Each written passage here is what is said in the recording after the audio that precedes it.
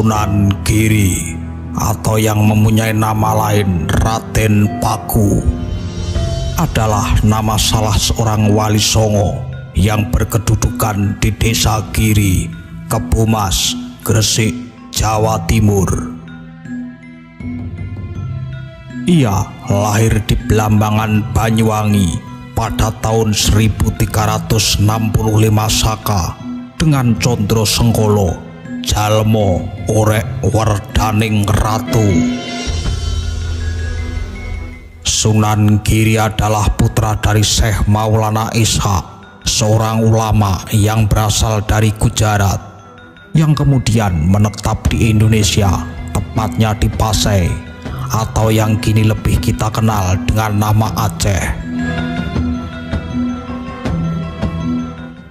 Sedangkan ibunya adalah Dewi Sekar Dadu yang merupakan putri dari seorang raja Hindu di Blambangan, Jawa Timur.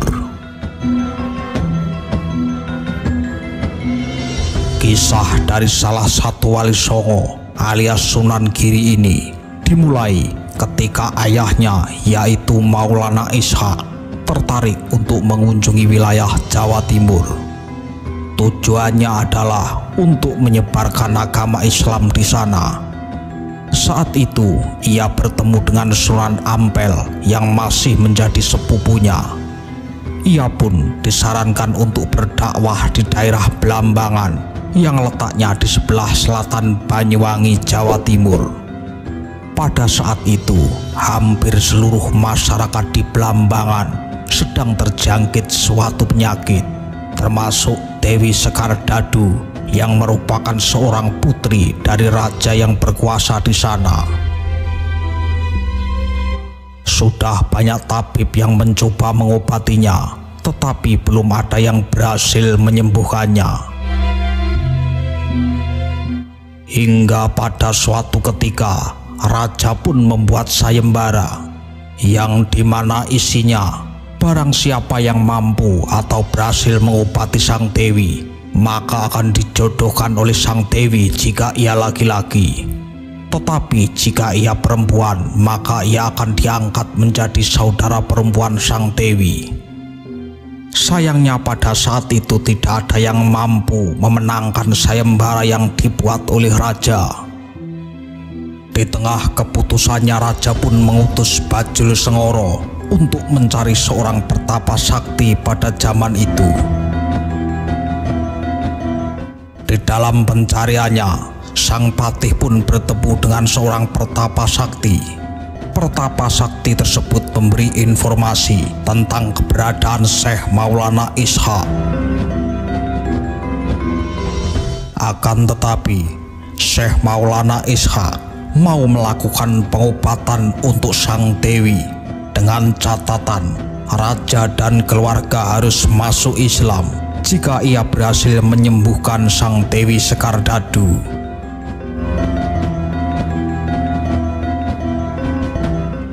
Ternyata ia berhasil menyembuhkan sang dewi dan tidak lama kemudian mereka pun dinikahkan.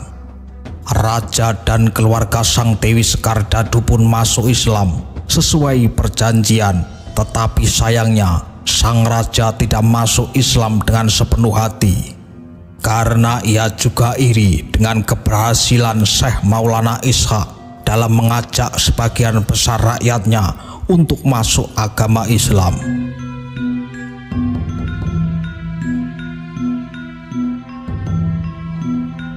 Singkat cerita, ia pun berusaha menghalangi syiar Islam yang dilakukan oleh Syekh Maulana Ishaq. Bahkan ia juga mengutus orang kepercayaannya untuk membunuh Syekh Maulana. Sampai akhirnya Syekh kembali ke Pasai karena merasa jiwanya terganggu.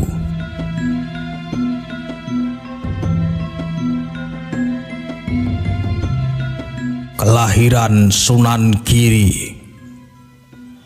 Sebelum Syekh Maulana Ishaq pergi, ia pun berpesan kepada Dewi Sekar Dadu yang saat itu sedang hamil 7 bulan. Ia berpesan bahwa jika anaknya lahir nanti, mohon diberi nama Raden Paku. Tetapi sayangnya karena kebencian sang raja pada Syekh. Ketika cucunya yang adalah Sunan Giri itu lahir, ia pun membuangnya ke lautan. Dilansir dari sebuah buku mengenai kisah teladan Wali Songo, kelanjutan cerita dari Sunan Giri ini yaitu ditemukannya ia di tengah lautan oleh seorang awak kapal dagang yang berasal dari kota Gresik yang pada saat itu sedang menuju ke Pulau Bali. Bayi yang ia temukan itu diberikan kepada Nyai Ageng Pinate yang merupakan pemilik dari kapal tersebut. Tak lama kemudian, bayi yang ditemukan di laut tersebut diangkat anak oleh Nyai Ageng Pinate yang juga merupakan saudagar kaya yang berasal dari kota Gresik. Oleh Nyai Ageng Pinate, Sunan Giri diberi nama Joko Samudro.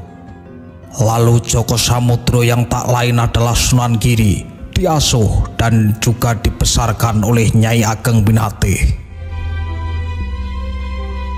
Pada saat ia umur 7 tahun, Nyai Ageng Pinate menitipkannya di sebuah padepokan Sunan Ampel untuk belajar agama Islam yang letaknya di wilayah kota Surabaya. Sunan Ampel pun memberinya gelar yang disebut dengan Maulana Ainul Yakin karena Sunan Giri dianggap sebagai murid yang cerdas oleh Sunan Ampel. Pada akhirnya, ia belajar agama Islam di padepokan Sunan Ampel selama bertahun-tahun. Ia dan Raden Maulana Maktum Ibrahim yang merupakan anak dari Sunan Ampel diutus oleh Sunan Ampel untuk belajar Islam lebih dalam di Mekah. Tetapi sebelumnya, ia harus menemui Syekh Maulana Ishaq di Pasai yang merupakan ayah dari Sunan Giri. Sunan Ampel memang ingin mempertemukan ayah dan anak yang telah terpisah selama bertahun-tahun lamanya.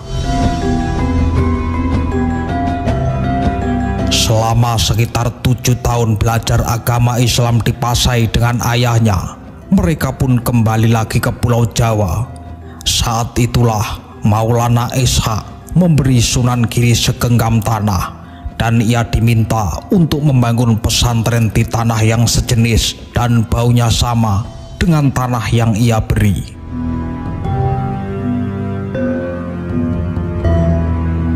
Kisah dan perjuangan Sunan Giri dalam menyebarkan agama Islam. Setelah kembali ke Pulau Jawa, Sunan Giri atau Raden Paku pulang ke kota Gresik. Dan di sanalah ia membangun sebuah pesantren sesuai dengan yang diamanahkan oleh ayahnya. Ia pun berjalan cukup jauh untuk menemukan tanah yang dimaksud oleh ayahnya. Setelah menemukan tanah yang serupa dengan segenggam tanah yang diberikan ayahnya, ia pun mendirikan sebuah pesantren di sana.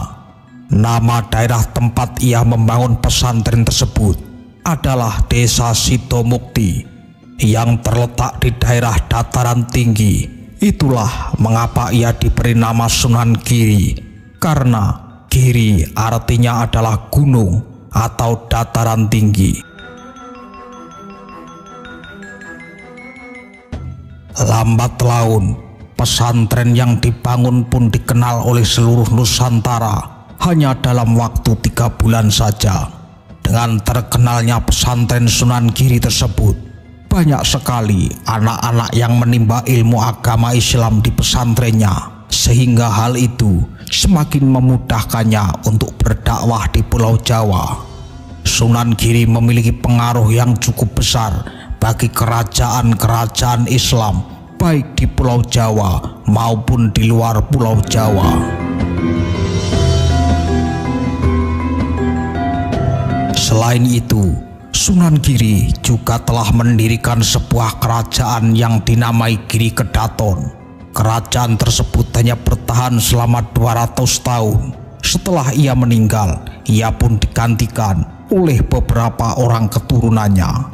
Di antaranya adalah Sunan Dalem, Sunan Setomargi, Sunan Giri Prapen, Sunan Kawis Guwo, Panembahan Ageng Giri, Panembahan Mas Witono Sitingrono, Pangeran Singonegoro, Pangeran Singosari.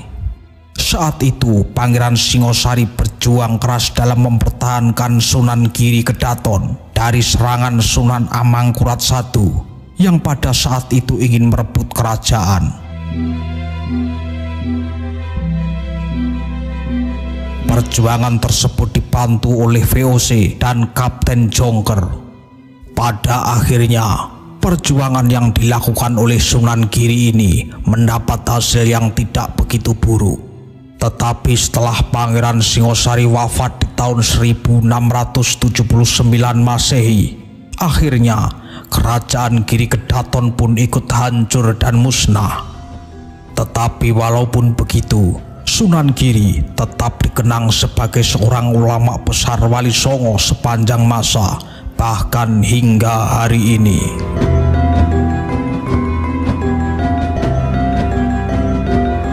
Sunan Giri telah menuliskan perjalanan dakwahnya selama bertahun-tahun menjadi sebuah legenda dakwah agama Islam yang tidak pernah mati.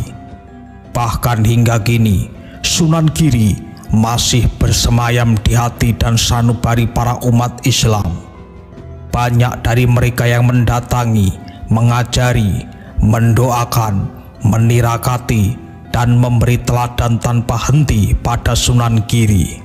Berikut ini ada beberapa nama dan gelar yang dimiliki oleh Sunan Giri yang dikenal oleh banyak masyarakat luas, antara lain Raden Paku, Prabu Satmoto, Sultan Abdul Fakih, Raden Ainul Yakin, Joko Samudro, Sultan Giri Kedaton.